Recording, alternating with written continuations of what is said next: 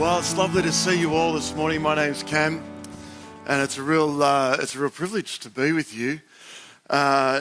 In my normal life, I'm a school teacher, and I teach boys from years 9 to 12 in a high school in Melbourne, and they have to be in front of me, and you chose to be. So thank you for showing up. It's really different, actually, for me. And happy birthday, 29 years. God is faithful. How great is that? You know, a number of years ago, 2001, Jim Collins, I don't know if you heard of him, wrote a book called Good to Great. Don't know if you've heard it. It's a leadership book. And it was very popular, sold millions of copies. And he looked at companies that had been good companies, making good profits, doing good things in their realm. But something shifted in their journey and they became what he called a great company. So they put together a metric, what makes a great company. And their metric very loosely was that it had to be an organisation or a company that outperformed its market. And so financially, through growth, it outperformed its market in any given year, but not only that, it had to do that in a sustained manner over time, over 15 years, was their measure. And so that was what they identified as this is what is a great company. And what was the thing that took them from good to great? And as they did their research, they discovered that it was often down to the leaders of those companies. And this is what they said. Great companies are led by leaders who exhibit a paradoxical blend of personal humility and professional will. They are ambitious for the company, not themselves. There's the humility. And they possess a fierce determination to do what is necessary for success. And that fierce determination is the pursuit of great because, of course, great is not a destination. Great is an endless goal, if you like, right? And one of the things that he said was that good is the enemy of great. And I was thinking about this, and the more I was thinking about it, and the more I was thinking about it in terms of my own faith, over recent years, I've found myself thinking, I'm kind of done with being good, if I'm honest. Let me tell you what I mean by that. I don't want a faith that's good. I want a faith that's great. I don't want an impact in this world that's good. I want an impact that's great. I don't want to be part of a church that's good. I want to be part of a church that's great. I don't want to be doing good things in the community. I want to be doing great things. Because you know what? We serve a God that is great, don't we? We serve a God of abundance. Why would we settle for good when great is on the table? That's the story that I want to be part of. And God invites us in. And Jesus modeled this for us 2,000 years ago because while God loves us where we are, he loves us too much to leave us there. And so I want to lean into this a little bit this morning as we learn what it is to go from good to great, to go from passive to active, to go from consumers to contributors, and from the edges into the middle of what God's got for us. So we just had our story from Ananias, our reading from Ananias, and I want to dive back in. I'm going to come to Ananias again shortly, but I want to dive back in if you've got your Bible or your app, however you do it these days. And I'm going to go to John chapter 13. In fact, if you haven't got that, I'll throw it up on the screen for you as well. And it's a familiar part of our story, and John just led us beautifully in communion, and here we are again in John chapter 13. After that, he poured water into a basin and began to wash his disciples' feet with the towel that was wrapped around him. he came to Simon Peter and said to him, "Lord, are you going to wash my feet?" And Jesus replied, "You do not realize what I'm doing, but later you'll understand." "No," said Peter, "you'll never wash my feet." And I kind of get what Peter's saying here, right? Could you imagine Jesus coming in and saying, "I'm going to wash your feet"? You're like, "No, you're Jesus. I'm just Cam. I don't even like my feet. I don't want you touching my feet." I get Peter's response. We kind of give Peter a hard time. I think he's one of the most beautiful people in Scripture. I love his enthusiasm. "You're on the water? I want to be on the water." And look at this response. "Then, Lord," says Peter, "not just my feet, but my hands and my head as well." And when he had finished washing their feet, he put on his clothes and returned to his place. It says, "Do you understand what I have done for you?" he asked them. "You call me teacher and Lord, and rightly so, for that is what I am. Now that I, your Lord and teacher, have washed your feet, you should also wash one another's feet. I have set you an example that you should do as I have done for you. Because very truly I tell you, no servant is greater than his master, nor is the messenger greater than the one who sent him. Now that you know these things, you will be blessed if you do them." So here's the first thing. I want to do 3 things with you today as we look at this. Number 1, God does not just adopt the nature of a servant. It is his nature. He doesn't say this is a bolt-on. This is weaved into who I am. I take on the lowliest task. I perform the lowest jobs. You've heard me talk about it. Here's now what it looks like when we do it. The God of the universe washes the feet of the disciples. And Jesus says, there it is in Matthew 20:26, "I have come to serve, not to be served. Whoever wants to become great among you must be your servant, and whoever wants to be first must be your slave. Just as the Son of Man did not come to serve, the Son of Man did not come to be served, but to serve, and give his life as a ransom for many." This is such a countercultural idea, isn't it? In our current society, everything is about being served. Everything is about elevating ourselves. And Jesus flips this on its head. He says, you want to be great? Then focus on how you can give. Focus on how you can serve.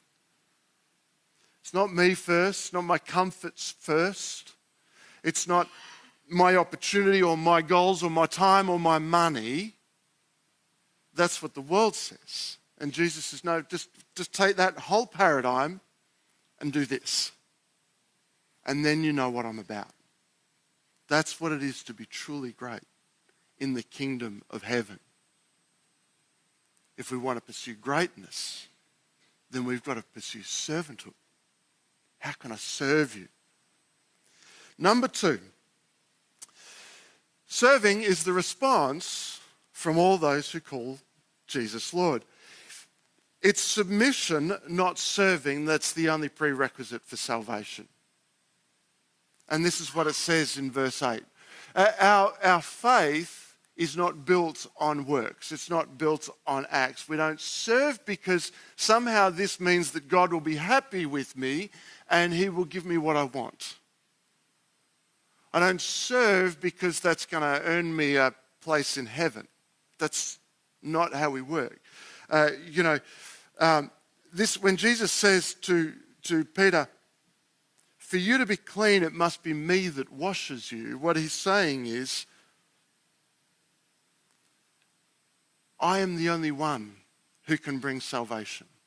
It is only through this process that I can bring salvation. It's not through works. It's through submission. Jonathan Edwards says, the only thing I contribute to my salvation is the sin from which I must be saved. God's grace is sufficient. And this is why Peter says, well, they're not just my feet, my head and my hands as well. I'm all in, Jesus. Whatever you want, I'll just bring myself. I love what Robin said at the start of our service today. We bring our circumstances to the foot of the cross. We don't leave them at the door to pick them up on the way out. All in. We don't serve because it brings salvation. We serve because he served, and he calls us to serve. No servant is greater than his master. If it's good for him, it's good for us. What use is a teacher if we don't learn from them? And who are we to call Jesus Lord if we actually don't put him as Lord and treat him as master? If we want to experience the life of Jesus, then we have to adopt the lifestyle of Jesus. Serving is our response to all who call Jesus Lord. Thirdly, serving brings blessing. Nice, 3 simple ones for you. You will be blessed. This was the tail end of our reading. You'll be blessed if you do it. Jesus promises blessing. Not you'll be blessed if you show up. I mean, and we are, right? We're blessed when we show up to church. There's no doubt about that. It's really great to be here. But we all know that blessing is a spectrum. But you're not blessed if you watch someone else do it. You're not blessed if you tell someone else to do it. You're blessed if you do it. It requires us to get off our seat and do something. You're blessed if you do it. You know, for probably 35 years, I've played guitar at my church. I'm not very good, but I love it. And if I'm honest, for many years, I actually kind of felt guilty that whenever I played, it never felt like I was serving. I enjoyed it, and I felt like serving had to be a sacrifice. And whenever I played, I didn't feel the burn of that. I didn't feel the sacrifice. I loved it. I really enjoyed it. I loved being with the band, and I loved, learning new music and trying new creative things, and I really enjoyed it. And people go, oh, thank you for serving. And I'm like, I don't think I'm serving. I feel like I get more out of it than I ever put into it. And this is what Jesus invites us into. He says, you'll be blessed if you do that. That's the blessing. You are serving, but you are being blessed because you're part of what I want to do. You're part of what I want to do in this congregation or in this community. God invites us to be part of his grand story. He says, I want you to be involved. I don't want you to sit there passively and go, oh, that's cool. I guess that's good for someone else, but that's not who I am. No, he goes, no, come, be a part of it. I gifted you. Come and be a part of it. You know, God doesn't need us to serve. He doesn't need us to give our money. He wants us. He invites us. He says, I've got this exciting grand story.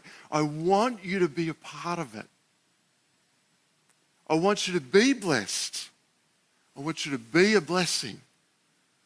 I want people to see you through me. I don't get to sit on the sidelines. I get to play. I don't have to play. I get to play. It's extraordinary. You know, years ago, I did my university degree, and then I took a gap year, as you do when you're young and you're like, well, I'm going to travel the world, right? And so I booked my round-the-world ticket, and I was going to visit different friends along the way as I went. So all of 20-something, a lifetime ago, I hop on the plane, I go to Africa, it's my first stop, and I go and visit a friend of mine who's an IT desk jockey. I don't know what he does, still don't know, but he's there in Africa serving just in Swaziland as it was then. And so I go and visit him, and he's living with some guys who are big into the World Cup. It's 1998, they're watching the World Cup soccer.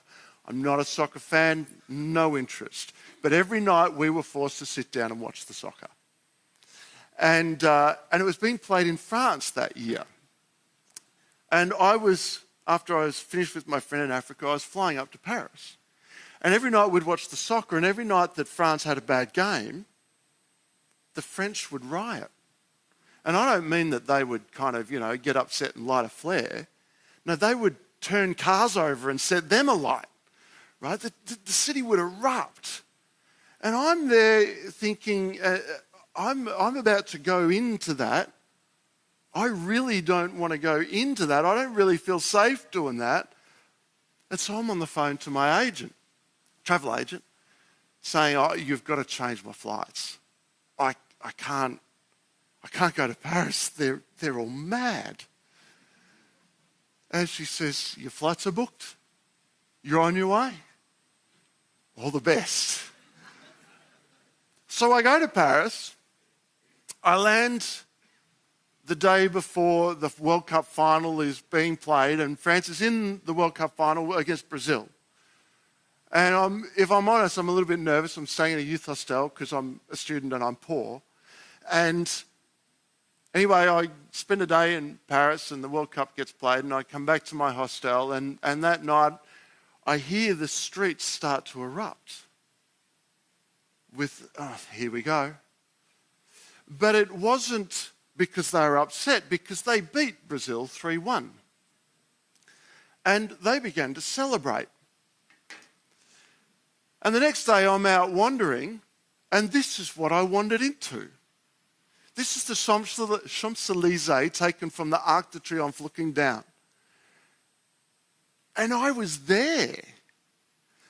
You can see, there's the little arrow. That's the building that I came out of. I walked out of that side street. You can't quite see me, but I was definitely there. I could have missed it.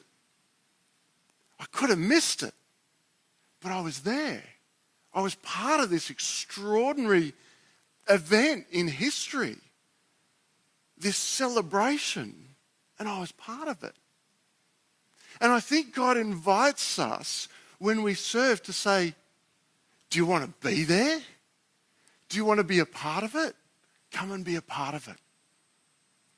And so I want to tell you 3 stories this morning of people that were there. They could have missed it, but they were there. Number 1 was Ananias. We just read about Ananias. And it's the only time we hear about Ananias in the Bible is in reference to when he's told by God to go and pray for Paul. And he protests. It's like me on the phone to the agent. He goes, hey, God, you know who Paul is, right? And God says, yeah, I know who he is. Go. And I love this story of Ananias because Ananias is listening. He's obviously in relationship with Jesus. He's attuned to his ear because God says, Ananias, he goes, yeah. So he's listening. He's obviously in relationship with Jesus because he's comfortable saying, are you sure? There's a conversation there. But he's faithful and obedient. God says, go. He goes, okay. And he goes. He comes to Paul, brother Saul as he was there, right? God had developed him and his gifting for such a time as that. We hear later on in Acts 22 when Paul recounts this, he says, Ananias was a man who was learned, just like Paul, just like Saul. He knew the law. He was created for such a time as that. If there was one point in history, one person in history that you were able to influence or convert, imagine it being Saul. He could have missed it. He could have said, you know what, too hard, God. No, can't do it. And he would have missed it. What about this? Albert McMacken. Albert McMacken was a milk truck driver. I don't know if you've heard of him. And he would go to the farm, do his rounds. And at one of the farms, there was a young man, a distracted young man, who perhaps wasn't making great decisions. And Albert said to him, there's a preacher coming to town. His name's Mordecai Ham. You need to go and hear him speak. And this young guy says, I'm not interested in that. And Albert McMacken says, I'll make you a deal. You can drive my milk truck if you go and hear Mordecai Ham. Deal. So he goes along to hear Mordecai Ham. And he's interested. So he goes back the next night. Gives his life to Jesus. His family called him Billy Frank. You and I know him as Billy Graham. A milk truck driver who's listening to God says, here's what I think you should do. They say over 2 billion people have heard Billy Graham speak. Over 3 million people have given their life to Jesus under his teaching. One of them was my father, 1959 at the MCG in Melbourne. This legacy of this man, the legacy in part of a milk truck driver who just used his opportunity and his gifts. I had an amazing opportunity earlier this year. Does anyone use the YouVersion Bible app? Has anyone got the YouVersion Bible app? I've got the YouVersion Bible app. I had an opportunity earlier on this year. An email came to me and it said, we're looking to meet with some people. We're from YouVersion. We're going to be in Melbourne. If you're interested, come along. And so I said, rightio, I'll come along. I'm a school teacher. YouVersion might have some cool stuff. They might have some good stuff for us to use that help us with the boys. Anything to engage them better. So I'll go along. So I send an email. They say, rightio, come along. It's 3 o'clock Wednesday afternoon, blah, blah, blah. So I go into the city and I show up thinking they're going to be in a room like this with a stage like this, and there'll be some people who are going to, talk to me about YouVersion. What I end up is in a room where there's 6 people and me. 6 people from YouVersion. And one of them is Bobby Gruenwald. Now, Bobby Gruenwald is the founder and CEO of YouVersion. And Bobby's a tech guy. He built a website. He got his start in tech because he built a WWE fan site. Now, WWE, if you don't know, is the wrestling, the American wrestling. Right? He built a fan site. It exploded. He made heaps of money and said, I'm going to build a Bible website platform. And he built YouVersion. And I'm in the room with him. But I'm not interviewing, I'm not listening to them. They're listening to me. I'm like, what are you listening to me for? I'm a school teacher. You've got 950 million people on your platform. And you're not even resting. You're not even slowing down because you're like, not enough. We're not great. There's more to come. There's more to do. And we want to know how to reach boys in your school. What an amazing, I said, you're legends. I said this to them. I said, I'm in the room with legends. No. We're just ordinary people using our gifts. And we're in the relentless pursuit of great. We don't want to be good. We want to be great. We want to keep going. It was a phenomenal opportunity, and I buzzed for weeks after. What is it for you? What is it that God has called you to do? What is it that God has gifted you to do? Are you a milk truck driver? God's gifted you with something. What has he uniquely placed you to do? Where has he put you? What's on your heart that Whenever someone scratches, it bubbles up inside of you. I just can't sleep. I can't focus. It keeps me awake at night. What is it that God has gifted you to do? What is the thing that just keeps coming back to your heart? Are you a great administrator? I'm really good with spreadsheets. Met someone the other day who says, I love policy writing. I said, I will do anything before I do that. She loved it. Oh, if I could write policy. Maybe you're artistic. You're great at painting or photos or videos or social media or all of the above. God's got a spot for you. Don't miss it. Maybe you're an entrepreneur, a business person. You just know how to multiply money. It's a gift. God's got a place for you. Don't miss it. Maybe you're just good at starting conversations with people you don't know. God's got a place for you. Don't miss it. Maybe you're at home with your kids. God's got a place for you. Don't miss it. Whatever it is, whatever God's called to you. Maybe you're not even sure what it is. Ask someone.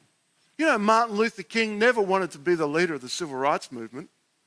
It was others in his community that came along and said, you're the man. And he goes, no, I'm not. And they said, yes, you are. He wasn't perfect. But what a legacy. Imagine being part of that story. Michael J. Graham says, service is what prayer looks like when it gets up off its knees and walks around the world. So when we serve, we connect with the heart of God in bringing his kingdom to the world around us. You know, years ago, I was at a funeral and talking to a friend of mine, and he says, how are you going? How's work? And I was slogging it out. I said, man, it's hard work.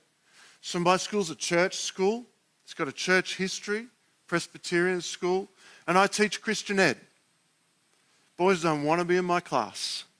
They want to go and study commerce at Melbourne Uni. They want to go and make money. They don't want to hear about this guy called Jesus. It's hard work. And I was telling him about it. It's hard work, man. And he says, and we're chatting about this for a bit, and he says to me, Cam, keep this in mind. When you get to heaven, this is a quote, I just still remember it. When you get to heaven, someone's going to come up, they're going to put their hand on your shoulder, and they're going to say to you, I'm here because of you. Because of something you said. Because of something you did. And it lit a fire in me. It started something in me that I couldn't shake. And I'm here because of that. God invites us into that story. Can you imagine? Can you imagine walking through heaven with Jesus and he says, come and meet some people. He says, remember when you made a meal and dropped it off to that family? They'd never experienced such compassion. And you did it in my name. Remember when you wrote an email or made a phone call of encouragement to the missionary family that were just, you didn't know it, they were just about to walk away. But you encouraged them. And they kept going. And it changed the course of history in that area. Do you remember when you were stuck at home and all you could do was pray and you just felt completely useless? Let me show you what those prayers did. Let me show you the impact that happened. Do you remember standing at the door of church every week, welcoming people in, thinking it's not much, I don't do anything really? You made people feel at home in my home. Imagine being part of it. Imagine missing it. Capture an image of what the story that God wants you to be a part of. What's he wired you to do? For those that are serving already, keep going. Keep doing it. Pursue greatness. Don't leave a single stone unturned. God sees you and he says, well done, my good and faithful servant. Keep going. Some of you are like a friend of mine at work. You're in fallow. I'm tired. I think I'm done. It's okay to be in fallow for a time. Come back. Don't miss out. And for those that are on the edges, come into the middle. Doesn't matter what you do. God's gifted you. Doesn't matter where you are, where your life stage is. God has gifted you. He wants you to be part of it. He invites you to be part of it. You don't have to play. You get to play. It's really exciting. Before you leave today, do something with it. Do something with it. Tell someone over morning tea. Write an email. You know, if you don't do anything with it, your chances of completing it are somewhere around 20%. If you tell someone what your goal is, your chances of completing it escalate fourfold. Tell someone. And if you're not sure, ask someone. Where do you think I'd be good? Where could I serve?